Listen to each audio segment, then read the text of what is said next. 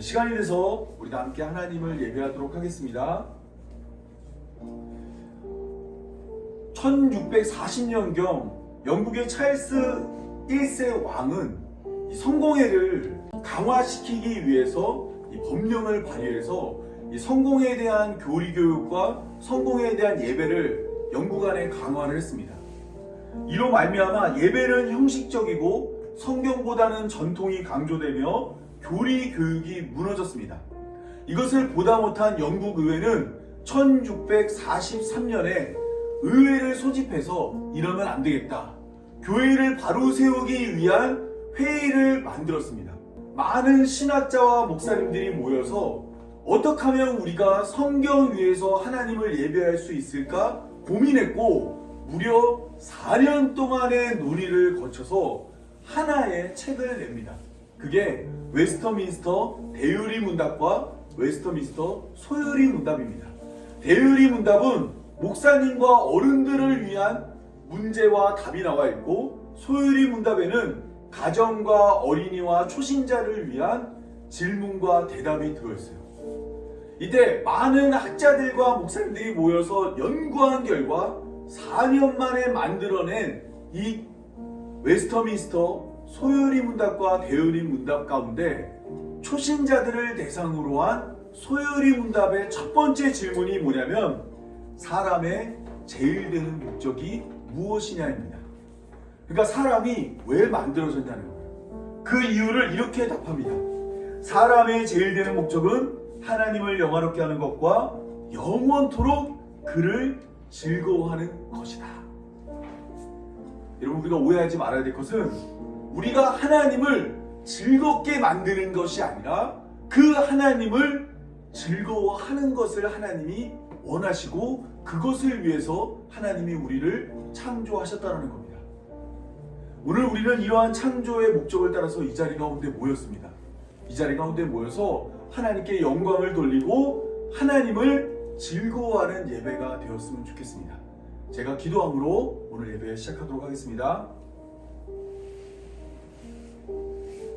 우리를 예배의 자리로 불러주신 하나님 감사합니다. 우리를 불러주신 목적과 이유를 따라 하나님을 영화롭게 하고 영원토록 하나님을 즐거워하길 원합니다. 이 땅에 예수 그리스도를 보내주신 하나님의 은혜를 찬양하고 예수 그리스도 안에서 새 피조물이 되어 구원의 소망으로 살아가길 원합니다. 우리의 걸음마다 함께 하시고 오직 구원하시는 은혜를 날마다 높이며 살아가는 교회로 부름받은 성도의 삶이 되게 하여 주옵소서. 예배하는 이 시간 예수님이 이 땅에 오신 날처럼 하늘에는 영광, 땅에는 은혜 충만한 시간 되게 하여 주옵소서. 우리 구주 예수님의 이름으로 기도합니다. 아멘. 찬송가 109장 고요한 밤 거룩한 밤 함께 찬양하겠습니다.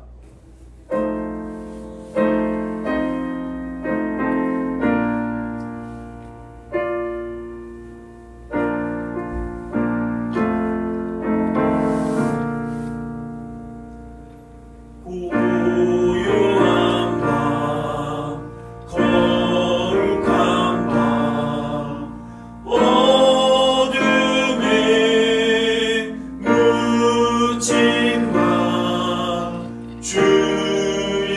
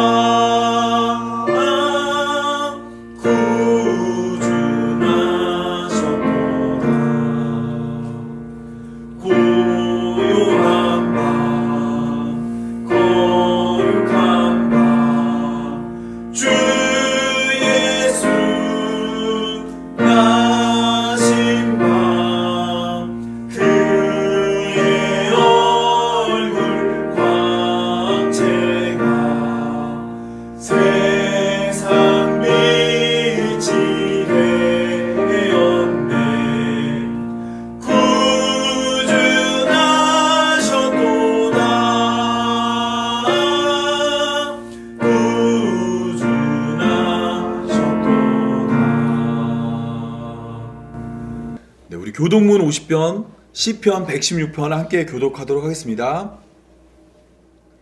여호와께서 내 음성과 내 간구를 들으심으로 내가 그를 사랑하는도다. 그의 귀를 내게 기울이셨으므로 내가 평생에 기도하리로다.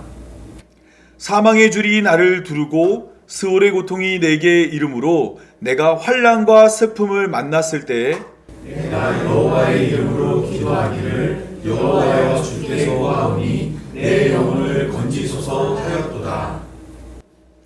여호와는 은혜로우시며 의로우시며 우리 하나님은 국률이 많으시도다. 여호와께서 순진한 자를 지키시나니 내가 어려울 때 나를 구원하셨도다. 내 영혼아 내 평안함으로 돌아갈지어다. 여호와께서 너를 후대하심이로다. 주께서 내 영혼을 사망에서 내 눈을 눈물에서 내 발을 넘어짐에서 건지셨나이다. 내게 주신 모든 은혜를 내가 여호와께 무엇으로 보답할까?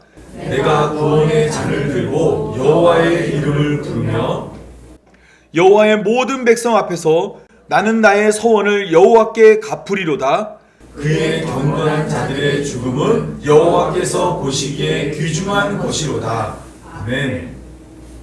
찬송가 115장 기쁘다 구주 오셨네 함께 찬양하겠습니다.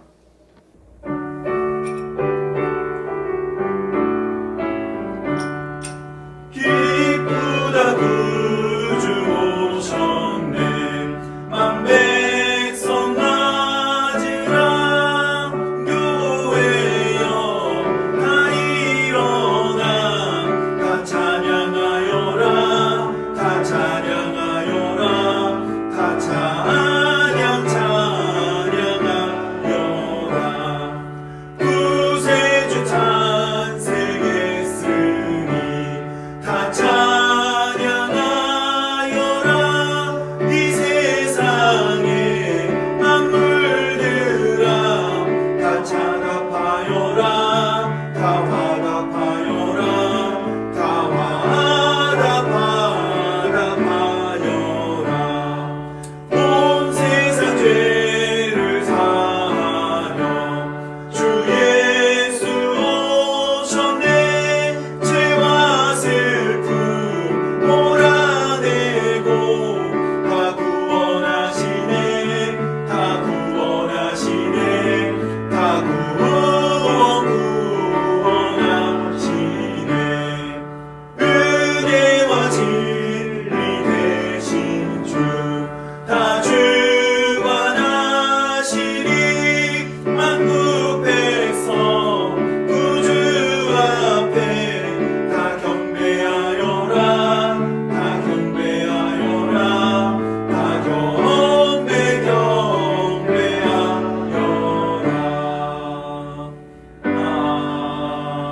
아멘. 제가 기도하도록 하겠습니다. 말씀이 육신이 되어 우리 가운데 거하신 하나님, 의인은 한 명도 없나니 아무도 없는 이 세상에 예수님을 보내주신 감사합니다. 빈손으로 태어나 빈손으로 떠나는 우리와 달리 하나님 나라를 가지고 이 땅에 내려온 예수님을 통해 하나님 나라를 누리는 교회 되게 하심 찬양합니다. 우리를 찾아오신 하나님의 은혜를 예배하기 위해 모였사오니 예수님이 이 땅에 내려오신 그날처럼 하늘에는 영광, 땅에는 은혜 충만한 시간 되게 하여 주옵소서. 말씀이 육신이 되어 우리 가운데 거하신 하나님, 이 시간 햇빛보다 더 밝은 빛으로 우리의 어둠을 비춰주기를 간절히 소망합니다. 날선 어떤 것보다 예리한 하나님의 말씀 앞에 서로 사랑함이 없는 우리의 부족함을 내어놓습니다. 가장 사랑해야 하는 자도 사랑하지 못하고 자기만 사랑하는 어리석은 모습이 우리 안에 가득합니다. 이러한 우리를 이웃사랑으로 가득 찬 예수님의 보혈로 덮어 예수님만 보이는 삶이 되게 하여 주옵소서. 예수님이 우리를 사랑하신 것처럼 서로 사랑하는 삶이 되게 하여 주옵소서. 말씀이 육신이 되어 우리 가운데 거하신 하나님, 온 세상이 예수님의 오심을 즐거워하는 성탄절이 다가옵니다. 모두가 즐거워하는 가운데 무엇 때문에 즐거워하는지 기억하게 하여 주옵소서. 성탄절이라는 날이 즐거운 것만 아니라 예수님이 십자가에 달려 돌아가신 것을 기억하고 이미 오신 예수님이 다시 오실 것을 믿음으로 날마다 예수님의 오심을 간절히 소망하는 날이 되게 하여 주옵소서. 주님께서 이 땅 가운데 예수님 다시 보내실 것을 간절히 믿사오니 주님께서 예수님 오시는 날까지 믿음으로 우리를 굳게 붙들어 주옵소서.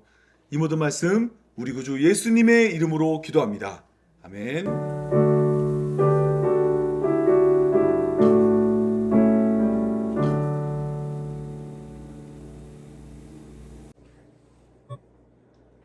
우리 다 함께 하나님 말씀 보도록 하겠습니다. 다 같이 보신 하나님 말씀은 두 군데인데 출애굽기 12장 29절에서 30절과 출애굽기 13장 1절에서 2절 말씀입니다. 우리 한 목소리로 다 같이 출애굽기 12장 29절에서 30절 말씀을 읽겠습니다.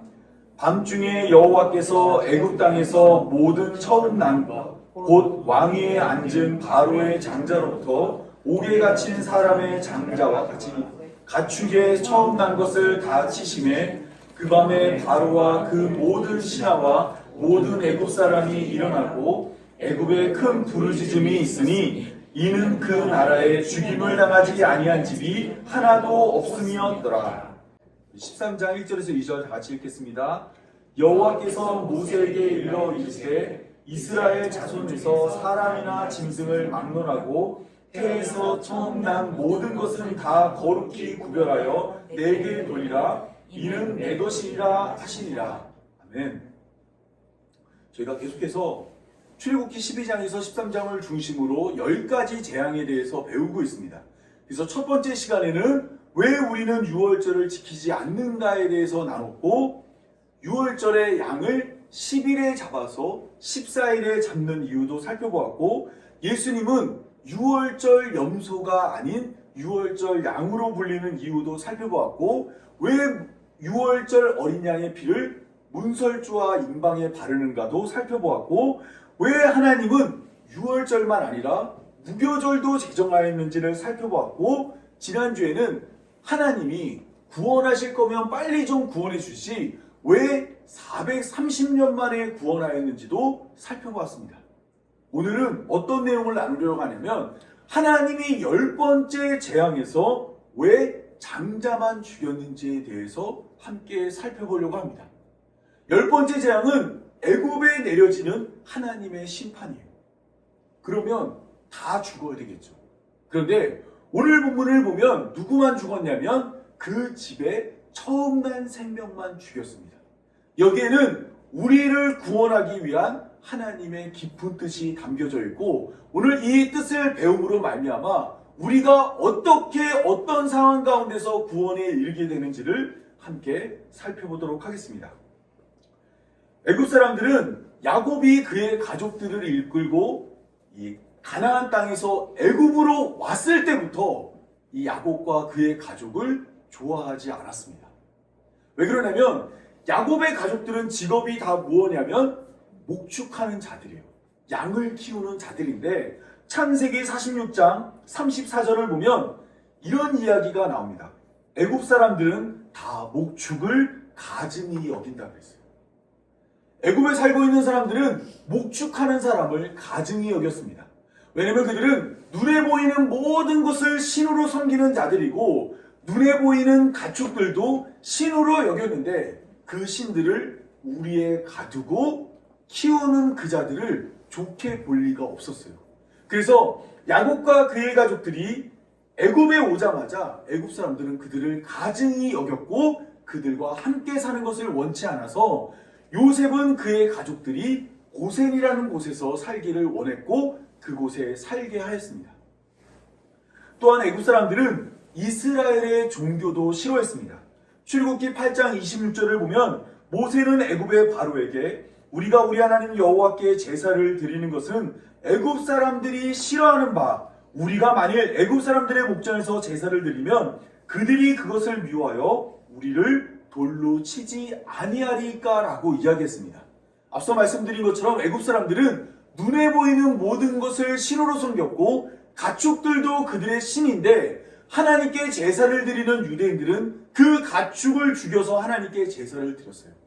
때문에 애굽 사람들이 그들의 신을 죽여서 제사하는 모습을 보면 이스라엘 백성들을 싫어할 거라고 모세가 애굽의 바로에게 이야기한 겁니다. 그러니까 애굽 사람들은 이스라엘 사람들을 좋아했을까요? 좋아하지 않았을까요? 좋아하지 않았죠. 그들이 가축을 키우는 것도 좋아하지 않았고 그들이 여호와 섬기는 것도 역시 좋아하지 않았습니다. 뿐만 아니라 애굽 사람들은 이스라엘 백성들을 종으로 부렸는데 이스라엘 백성들이 원하는 만큼의 양을 만들어내지 못하면 이스라엘 백성들을 때렸습니다. 그리고 괴롭혔어요. 이것은 애굽 사람들이 이스라엘 백성들을 좋아하지 않은 것만 아니라 그들을 박해하고 괴롭게 만들었다라는 겁니다. 여러분, 이처럼 애굽 사람들이 이스라엘 백성들을 싫어했는데 이러한 애굽 사람들은 하나님의 백성으로 부름받은 이스라엘 백성들을 박해하여 그들은 하나님의 심판을 받는 존재가 되었습니다. 왜냐하면 이스라엘 백성들은 누가 선택한 자냐면 하나님이 선택한 자예요. 근데 애굽 사람 전체가 이스라엘 백성들을 좋아하지 않았고 괴롭게 했고 박해했습니다. 그리고 이러한 일에 가장 선두에 선 사람이 누구냐면 애굽의 바로였습니다.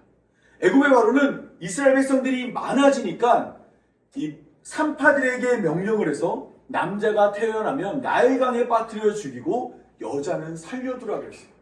이것을 그대로 내버려 두면 시간이 지났을 때 이스라엘 백성들은 어떻게 되냐면 이스라엘 백성 전체가 다 사라질 위기에 놓여지게 되는 겁니다. 왜냐하면 여자만 남고 남자가 다 없어지기 때문에 그래요. 그래서 하나님은 이 문제를 해결하기 위해서 모세를 부르셨습니다. 그리고 모세에게 애굽의 바로에게 가서 내 백성을 보내라고 명령을 했어요. 그런데 애굽의 바로가 하나님의 말씀을 듣고 이스라엘 백성들을 보내줬을까요? 보내주지 않았을까요? 안 보내줬어요. 하나님이 애굽에다 계속해서 재앙을 내렸는데도 불구하고 애굽의 바로는 한 번, 두 번, 세 번만 아니라 무려 지금 9번이나 마음을 완악하게 하여 하나님의 말씀을 따르지 않았습니다. 출애굽기 32장 33절을 보면 여호와께서 모세에게 이르되 누구든지 내게 범죄하면 내가 내 책에서 그를 지워버린다고 이야기했어요. 이 말은 뭐냐면 하나님 앞에서 죄를 지으면 반드시 죽어야 되는 거예요. 그러면 지금 저희가 살펴본 이야기들을 잘 보시면 누가 죽어야 되죠? 지금은 이스라엘 백성들을 박해하고 괴롭게 했던 애굽 사람 전체와 또 이것을 주도했던 애굽의 바로는 죽어야 합니다. 그런데 오늘 본문을 보면 10번째 재앙이 일어났어요. 애굽의 바로는 안 죽었습니다. 뿐만 아니라 애굽에 있는 모든 사람이 다 죽어야 돼요. 그런데 애굽에는 산자와 죽은 자를 비교해 보면 죽은 사람이 산자보다 훨씬 적었어요. 하나님의 심판이 임했음에도 불구하고 다 죽어야 되는데 다 죽은 것이 아니라 장자만 죽었다라는 겁니다. 여러분 뭔가 이상하지 않으세요? 이 하나님의 심판이 임하는 날 원래는 누가 죽어야 돼요? 애굽의 바로가 죽고 애굽 사람 전체가 다 죽었어야 돼요. 근데 막상 하나님의 심판이 임했는데 그 심판 가운데 애굽의 바로가 살아있었어요. 그리고 애굽의 대부분의 백성들은 죽지 않고 살아있었습니다. 대신 누구만 죽었어요? 장자들만 죽은 거예요. 장자들. 여러분 이것은 10가지 재앙에 대한 강조점이 무엇인지를 보여주는 겁니다. 사실 많은 사람들이 10번째 재앙하면 어떻게 떠올려요? 하나님이 애굽을 철저히 심판해서 그들을 사망으로 몰고 갔다고 이야기합니다. 그런데 실제로 이 본문의 내용을 잘 살펴보면 10번째 재앙에는 죽음 가운데서 생명이 나타나는 모습, 생명 건지는 모습이 소개되고 있는 거예요. 죽어 마땅한 애굽의 바로가 생명을 얻고 죽어 마땅한 애굽 사람들이 죽음 가운데서 살아난 이야기가 바로 10번째 재앙인 겁니다. 그러면 그들은 어떻게 그 죽음 가운데서 생명을 건졌죠? 장자의 죽음을 통해 그들이 생명을 건진 거예요. 따라서 10번째 재앙은 하나님의 심판만을 소개하는 이야기가 아닙니다. 10번째 재앙에는 하나님이 죽어마땅한 자들을 구원하는 방법과 계획과 비법이 소개되고 있는 거예요. 그게 뭐예요? 장자의 죽음을 통해서 하나님이 죽어마땅한 자를 살려내는 이야기가 바로 10번째 재앙의 이야기라는 겁니다. 따라서 우리가 이 10번째 재앙의 이야기를 관찰하고 또한 연구할 때 어떻게 생각을 해야 되냐면 10번째 재앙은 하나님의 심판만 소개하는 것이 아니라 구원에 대한 이야기가 담겨져 있다는 겁니다. 애굽 사람들은 장자의 죽음으로 생명을 건졌습니다. 그에 반해 이스라엘 백성들은 유월절 제물의 죽음을 통해 생명을 건졌습니다. 하나님께서 유월절 제물의 피를 보고 그 집을 심판하려다가 그 집을 넘어가 주신 거예요. 그런데 하나님께서 이스라엘 백성들에게 출애굽기 13장 1절에서 2절을 통해서 이러한 명령을 하는데 그 명령의 내용은 장자를 내게 주라는 겁니다. 우리 다시 한번 출애굽기 13장 1절에서 2절 말씀을 읽어보겠습니다. 다 같이 읽겠습니다. 여호와께서 모세에게 일러 이르시되 이스라엘 자손 중에서 사람이나 짐승을 막론하고 태에서 처음 난 모든 것은 다 거룩히 구별하여 내게 돌리라. 이는 내 것이니라. 여러분, 이스라엘 백성들은 구원을 이룰 때 장자를 통해서 구원에 이르렀어요? 아니면 유월절 제물을 통해서 구원에 이르렀어요? 유월절 제물이죠. 장자를 통해서 구원을 이룬 것은 애굽 사람들인데 지금 하나님은 이스라엘 백성들에게도 동일하게 장자를 내게 돌리라라고 이야기하고 있습니다. 그래서 너희가 많은 생명을 낳을 텐데 그 중에 장자는 내 것이라고 말하는 거예요. 그런데 출애굽기 4장 22절을 보면 원래 이스라엘 전체가 하나님의 장자였습니다. 하나님은 모세를 애굽의 바로에게 보내며 너는 바로에게 이르기를 여호와의 말씀에 이스라엘은 내 아들 내 장자라 그랬어요. 장자는 내게 돌리라 그랬잖아요. 내 것이라 그랬잖아요. 그러면 이스라엘 전체가 하나님의 것이에요. 그런데 하나님이 그 전체를 받지 않고 그 중에서 장자만을 받으시겠다고 이야기하는 겁니다.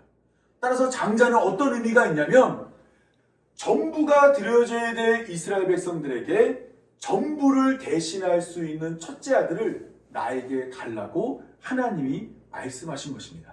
이것을 어떻게 할 수 있냐면 민수기 3장 12절을 보면 레위인들이 제사장이 되는 모습을 통해 확인할 수 있습니다.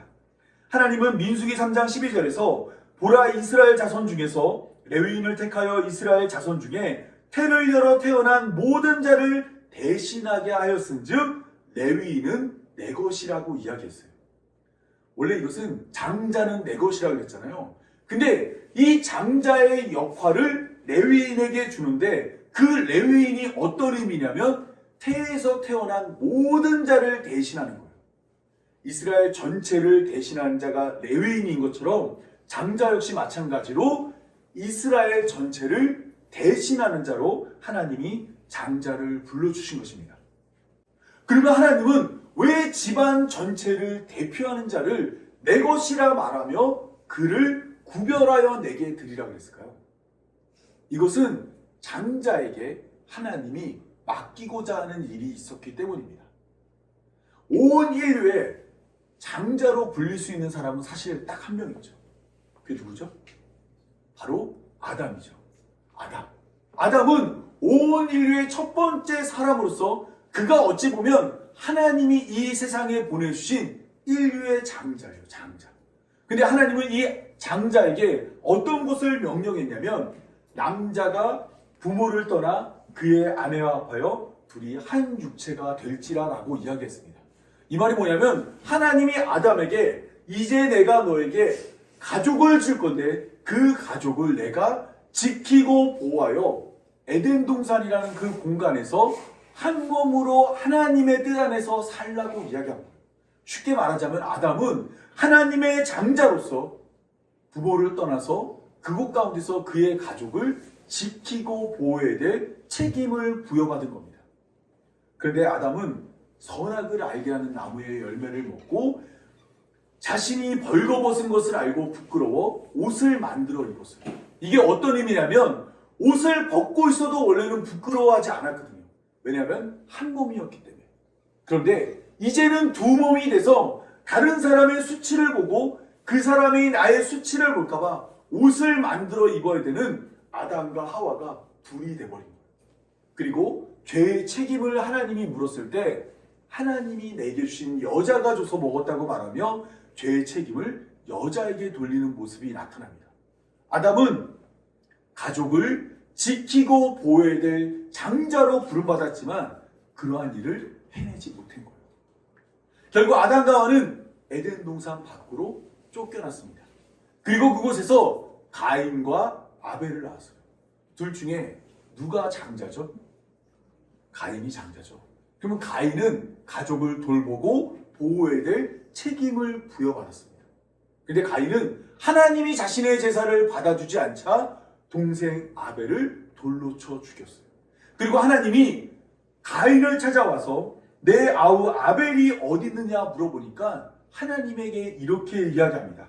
내가 알지 못하나이다. 내가 내 아우를 지키는 자니까 라고 이야기해요. 자기는 가족을 지키고 보호할 그런 사람이 아니라고 이야기한 거예요.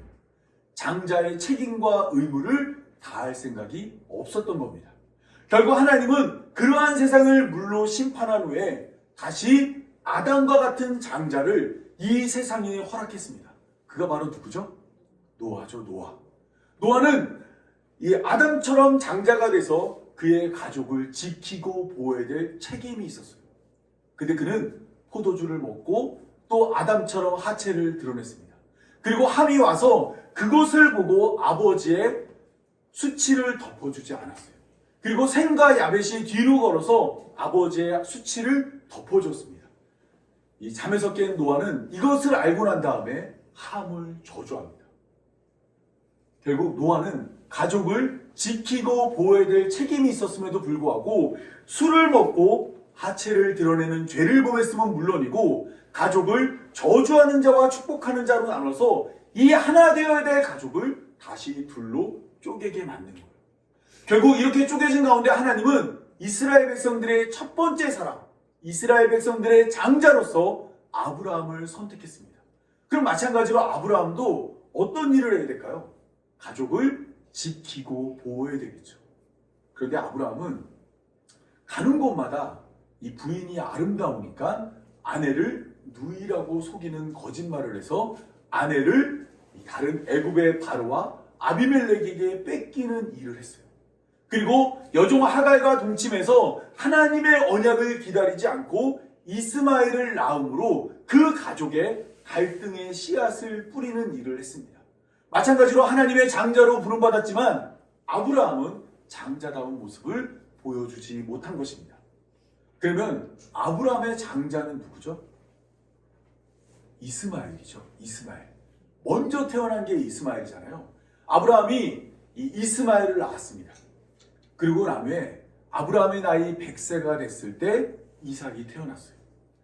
이스마엘 역시 그의 가족을 지키고 돌봐야 될 책임이 있는데 이삭이 태어났을 때 이삭을 희롱하는 일을 합니다.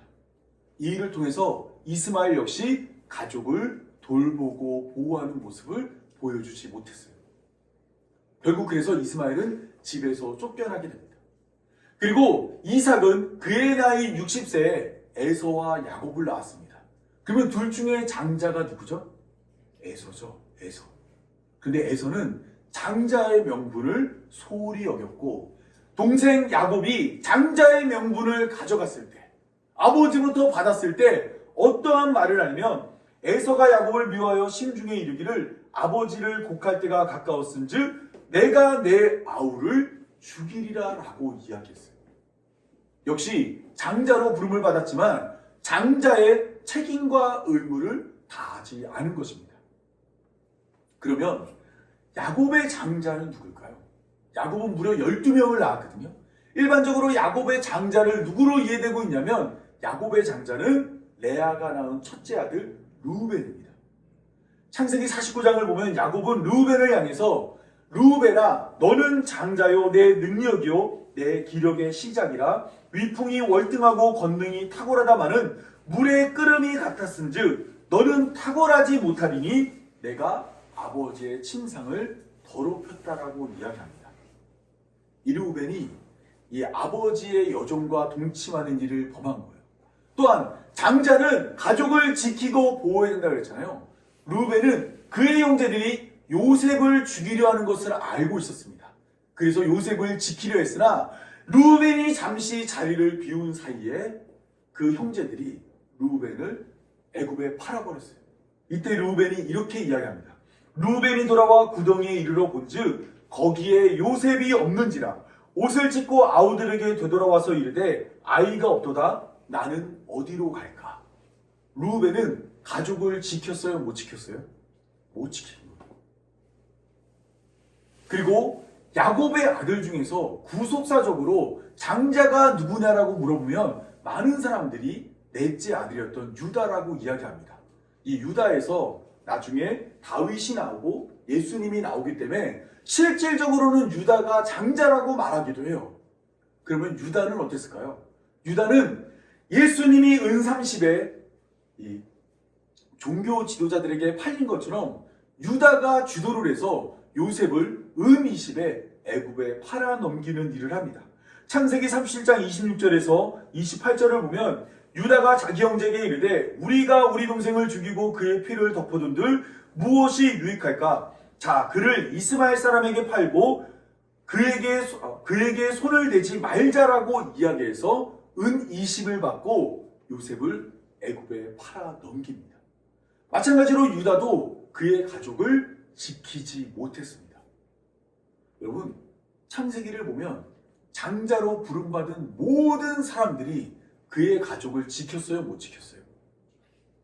너무 놀라울 정도로 모든 처음 난 사람들이 가족을 지키고 보호해야 될 책임이 있음에도 아무도 그 가족을 지키거나 보호하거나 보살피지 않았습니다.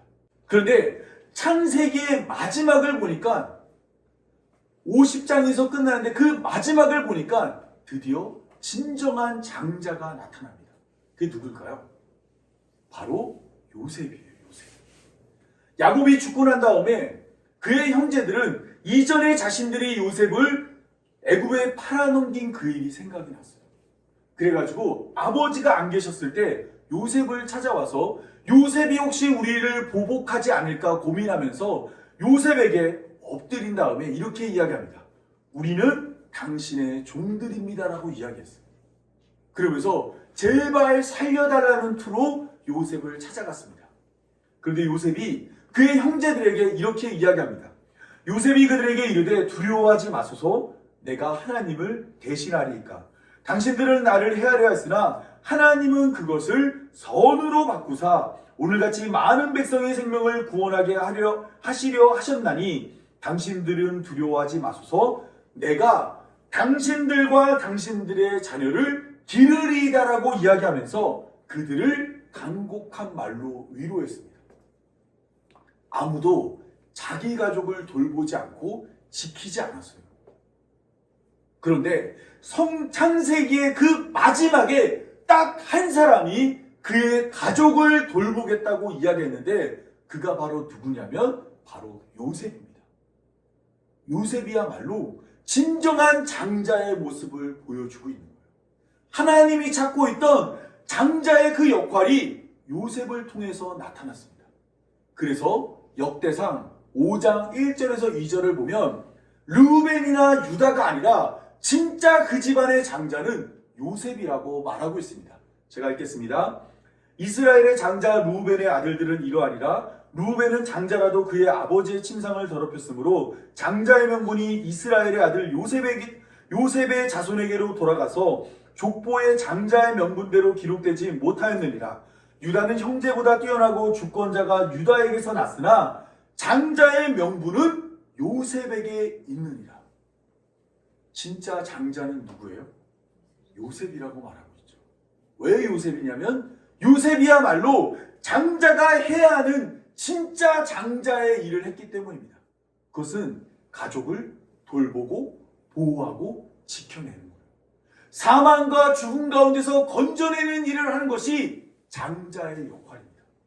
그런데 아담을 시작으로 아브라함과 이삭과 야곱의 그 모든 자녀들이 다 그 일을 실패했는데 요셉만 이 일을 해낸 거예요.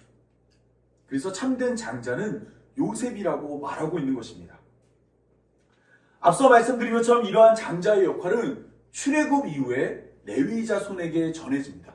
하나님은 레위 자손을 장자의 역할과 똑같은 제사장의 역할로서 이 레위 자손을 제사장으로 불러주었어요. 그러면 제사장들은 어떤 일을 해야 될까요? 하나님의 율법을 따라서 제사를 통해 이스라엘 백성들을 보호하고 지키는 일을 해야 했습니다. 근데 성경의 역사를 계속해서 살펴보면 이 레위인들이 타락을 해요. 그래서 엘리의 자식들을 보면 하나님의 제물에 손을 대기도 합니다. 결국 그러한 시대에 하나님은 제사장에게 주어졌던 역할을 다른 사람에게 줍니다. 그게 누구냐면 바로 왕이에요, 왕. 이스라엘 전체를 대표해 하나님의 백성다운 모습을 보여줄 자로 왕을 세웠어요. 이스라엘의 첫 번째 왕이 누구죠? 네, 사울왕이죠. 사울왕의 특징이 뭔지 아세요, 혹시? 왜 사울왕이 왕이 되었을까요? 네, 맞아요. 잘생겼어요. 누가 봐도 왕이 될 만한 외모를 가지고 있었습니다. 그런데 그러한 왕이 됐음에도 그는 하나님의 뜻대로 살지 못해 결국에 다른 사람에게 왕위가 넘어갑니다. 다음 사람에게 넘어갔는데 그 왕위가 누구에게 넘어갔죠? 다윗에게 넘어갔죠. 다윗은 어떤 왕이냐면 싸움을 아주 잘하는 왕이었습니다. 이 돌팔매질 하나로 골리앗을 물러치는 굉장히 강력한 왕이었어요. 하지만 그럼에도 불구하고 그는 밧세바를 취하는 죄를 범하였습니다. 그래서 하나님이 그 다음에 왕을 세웠는데 어떤 왕을 세웠냐면 솔로몬이라는 왕을 세웠어요. 솔로몬 하면 우리 떠오르는 게 뭐예요? 지혜죠, 지혜. 세상에서 가장 똑똑한 사람을 왕으로 세워서 하나님의 뜻대로 되는 나라를 만들겠습니다. 그런데 그 역시도 그러한 나라를 만들어내지 못했고 결국에 이 이스라엘이라는 나라가 북이스라엘과 남유다로 쪼개지게 만든 거예요. 여러분, 사람에게 맡겨진 나라는 결코 완전할 수 없습니다. 외모가 탁월하고 싸움을 잘하고 지혜 있는 사람을 왕으로 시켜봤지만 결국에는 이 땅에 하나님 나라가 되지 못한 거예요. 하나님은 이것을 바로잡기 위해서 그때부터 누구를 보냈냐면 선지자들을 보냈어요. 선지자들을 보내서 왕을 책망하고 백성들을 가르치며 하나님의 뜻대로 살아야 함을 말해주었습니다. 그러나 이스라엘 백성들은 그들의 말을 듣지 않고 하나님의 뜻대로 살지 않게 되었습니다. 하나님이 이스라엘 백성들을 바로잡기 위해서 장자를 선택하기도 하고 레위인을 선택하기도 하고 왕을 삼기도 하고 또한 선지자를 보내봤지만 아무리 해도 이스라엘 백성들은 하나님의 뜻대로 살지 않은 거예요. 이 땅에 하나님 나라가 생기지 않은 겁니다. 그러면 어떻게 해야 될까요? 결국 하나님은 자신의 장자 예수 그리스도를 이 땅에 보낼 수밖에 없었습니다. 다른 방법이 있다면 다른 방법을 사용했겠지만 도저히 어떤 방법을 사용해도 인간이란 존재는 하나님의 뜻대로 살 수 없기 때문에 하나님께서 자기 아들을 이 땅에 보내신 거예요. 이 땅에 내려온 예수님은 야곱의 장자였던 요셉과 평행하는 삶을 통해 자신의 가족을 지키고 보호했습니다. 요셉이 형제들에게 버림받은 것처럼 예수님은 제자들에게 버림을 받았고 요셉이 은 20에 팔려간 것처럼 예수님은 은 30에 팔렸으며 요셉이 보디발의 집에서 종이 되고 감옥에 갇히게 된 것처럼 예수님은 종과 죄인의 자리로 내려가서 십자가에 달려 죽으셨습니다. 그리고 요셉이 감옥을 나와 애굽의 총리가 된 것처럼 예수님은 무덤에서 나와 사흘 만에 부활하여 우리의 구주가 되었습니다. 여러분, 이처럼 평행하는 모습을 통해 예수님께서 진정한 장자의 역할을 하기 위해서 이 땅에 내려오셨고 죽을 수밖에 없는 우리들을 구원하기 위해 예수님이 장자다운 삶, 가족을 보호하고 지키는 일을 하기 위해서 우리를 찾아오신 것입니다. 여러분, 이것이 우리가 알고 있는 크리스마스예요. 정확한 날짜는 사실 알려져 있지 않습니다. 그리고 이 날은 어찌 보면 로마에서 우상을 섬기는 그런 날이었어요. 그런데 우리가 그 날을 예수님으로 덮어서 1년 중 하루만큼은 예수님의 오심을 기억하자고 이 성탄절이라는 것을 만들어서 그날을 기념하는데, 그날은 어떤 날이냐면 아무도 스스로 구원에 이를 수 없고 그의 가족을 돌볼 수 없을 때 하나님께서 자신의 아들을 이 땅에 보내서 우리를 보호하고 지키는 날로 만들어 주신 것입니다. 천하 사람 중에 구원에 이를 만한 다른 이름을 세상에 주신 일이 없습니다. 오직 예수님 한 분으로만 우리를 구원하겠다라는 그 하나님의 계획이 예수님을 통해 나타났고, 그 예수님이 이 땅에 내려오신 것이에요. 여러분, 이때 이러한 과정 가운데 한 사람이 죽음 가운데서 풀려나는 일이 있습니다. 여러분, 성경을 읽다 보면 바라바라는 한 사람이 나와요. 바라바는 강도요 살인자입니다. 예수님이 예루살렘에 들어오시기 전에 바라바는 이미 체포되었고 재판을 받아서 사형이 결정된 죄수예요. 이제 좀 있으면 십자가에 달려 죽어야 됩니다. 여러분, 바라바가 무서웠을까요? 안 무서웠을까요? 사형이 좀 있으면 집행이 될 거예요. 사형을 받기 전에 모진 채찍질을 당할 것이고, 사형을 받게 되면 그의 팔과 다리에 못이 박힐 겁니다. 바라바는 두려움 가운데서 벌벌 떨고 있었는데 갑자기 간수들이 오더니 그를 풀어주는 거예요. 왜냐하면 6월절에 한 사람을 풀어주는 명절의 전통을 따라서 사람들이 예수님의 이름이 아닌 바라바의 이름을 외쳤기 때문입니다. 바라바라는 이름 뜻은 제가 여러 번 말씀드렸죠. 어떤 뜻이라고요? 바라바가? 바라바는 아버지의 아들이란 뜻이에요.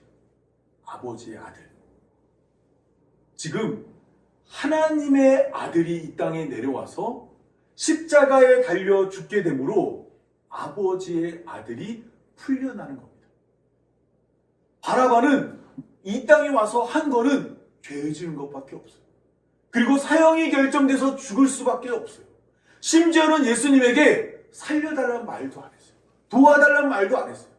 그런데 이와 같이 하나님의 아들이 찾아와서 아버지의 아들을 대신해서 십자가로 가고 바로 이 아버지의 아들이 풀려나는 일이 바라바가 생명을 얻는 모습입니다. 여러분, 이것이 바로 장자를 보낸 하나님의 계획이에요. 장자가 와서 어떻게 하는 거예요? 가족을 보호하고 지켜내는 것입니다. 이제 다시 처음 질문으로 돌아가 보겠습니다. 오늘 우리는 10번째 재앙을 배경으로 왜 하나님은 장자만 죽였을까라는 질문으로 시작했습니다. 제가 왜 이런 질문을 던졌냐면, 원래는 누가 죽어야 돼요? 다 죽어야 되죠. 바로도 죽고 애국 사람 전체가 다 죽어야 되는데 장자만 죽었어요. 많이 죽은 거예요? 적게 죽은 거예요? 너무 적게 죽은 겁니다. 왜 그렇다면 하나님은 장자만 죽였느냐? 그것은 결국 예수님을 통한 우리의 구원을 설명하기 위해서입니다. 장자로 부름받은 자는 가족을 대표하는 자로 하나님은 그의 죽음을 통해 그의 가족을 구원하십니다. 영접하는 자, 곧 그 이름을 믿는 자들에게는 하나님의 자녀가 되는 권세를 주었고, 이 권세받은 자를 살려내기 위해서 하나님의 아들이 죽는 것을 알려주기 위해서 10번째 재앙 때 장자만 죽이신 거예요. 너희도 이렇게 내가 건져주겠다는 것을 하나님이 말씀하신 것입니다. 때문에 로마서 8장 29절은 하나님이 미리 아신 자들을 또한 그의 아들의 형상을 본받게 하기 위하여 미리 정하셨으니 이는 그로 많은 형제 중에 맏아들이 되게 하려 하심이라 라고 이야기합니다. 우리가 보통 예수님을 독생자라고 얘기해요. 하나님의 하나밖에 없는 아들이라고 이야기해요. 그런데 예수님이 이 땅에 내려오셔서 우리를 살려내므로 하나님은 하나밖에 없는 아들이 아니라 많은 아들을 얻게 되었어요. 그게 누굴까요? 바로 우리들입니다. 그리고 예수님은 어떤 자리로 가셨냐면 우리의 맏형이 되어주신 거예요. 우리의 첫 번째 형님이 되어주신 겁니다. 하나님의 장자가 되어서 동생들을 살려내는 일을 예수님이 하셨다라고 말하고 있는 겁니다. 따라서 우리는 10번째 재앙이 소개하는 장자의 죽음을 통해 예수 그리스도로 말미암는 구원을 깨달아야 합니다. 우리를 하나님의 자녀로 부르시는 하나님의 크시고 광대하신 뜻을 따라 예수님은 장자의 역할을 하기 위해 십자가에 오르셨고 하나님의 자녀 될 수 없는 우리를 형제 삼기 위해 기꺼이 자기 생명을 내어놓았습니다. 예수님께서 죄와 허물과 어리석음으로 살아가고 있는 우리들을 위해 자신의 생명을 내어주고 또한 우리를 형제 삼아 주신 것입니다. 이제 말씀을 맺겠습니다. 오늘 본문을 보면 30절에 그 밤에 바로와 그 모든 신하와 모든 애굽 사람이 일어나고 애굽에 큰 부르짖음이 있었다고 말합니다. 왜 10번째 재앙이 일어나는 날 애굽에 큰 부르짖음이 있었을까요? 가족이 죽었기 때문이죠. 그렇다면 우리는 오늘 본문을 통해서, 오늘 설교를 통해서 예수님이 십자가에 돌아가셨다라는 이야기를 듣게 되었습니다. 그럼 우리는 이러한 예수님의 죽음 앞에 어떤 마음이 드시나요? 지금 애굽 사람들은 나의 장자가 죽었어. 자기는 지금 그 죽음 가운데서 생명을 건졌는데 그것을 생각하기 이전에 누구의 죽음이 보이는 거예요? 가족의 죽음, 장자의 죽음이 보이는 거예요. 내 아들의 죽음이 보이니까 오늘 나의 삶보다도 이 죽음 때문에 너무나 괴로운 겁니다. 여러분, 그렇다면 오늘 우리는 예수님의 죽음에 어떤 마음을 품고 계시나요? 마치 뉴스에서 모르는 사람이 죽었을 때 그 사람의 죽음을 안타까워하는 그 정도, 혹은 옆집 아저씨가 돌아가셨다는 이야기를 듣고 혀를 찢찢 치면서 아이고 어떡하나, 아이고 어쩌나, 이 정도 마음, 혹시라도 우리 마음 가운데 그런 마음밖에 없는 것은 아닌지 한번 돌이켜 보시기 바랍니다. 하나님께서는 우리를 아들 삼아 주셨어요. 예수님은 우리를 가족 삼아 주셨어요.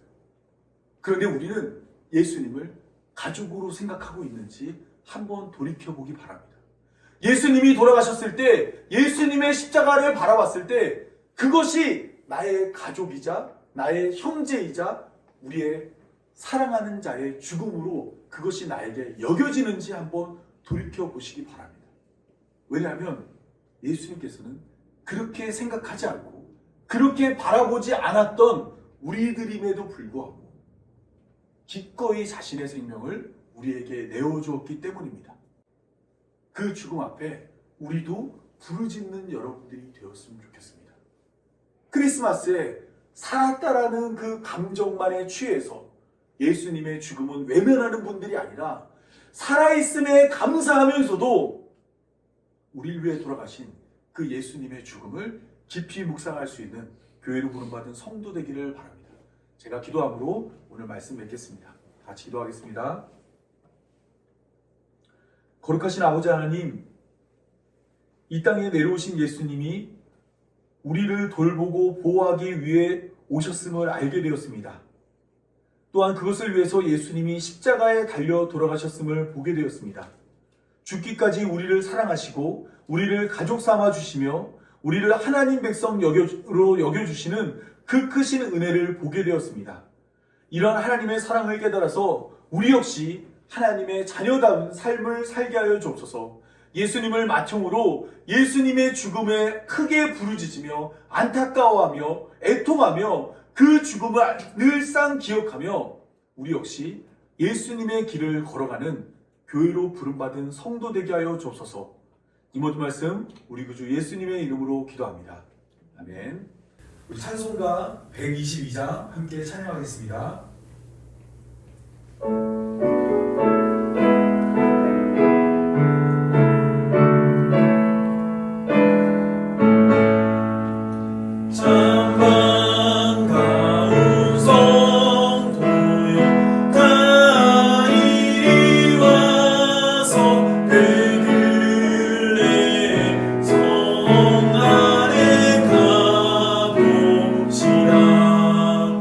저 그유의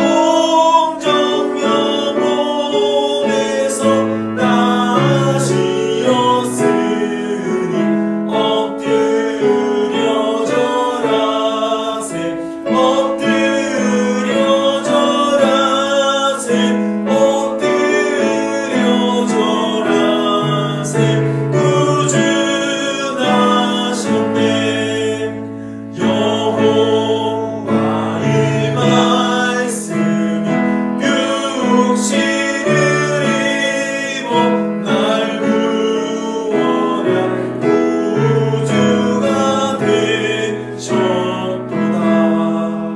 늘 감사한 찬송을 주 앞에 드려 엎드려 절하세 엎드려 절하세 엎드려 절하세 구주 나셨네.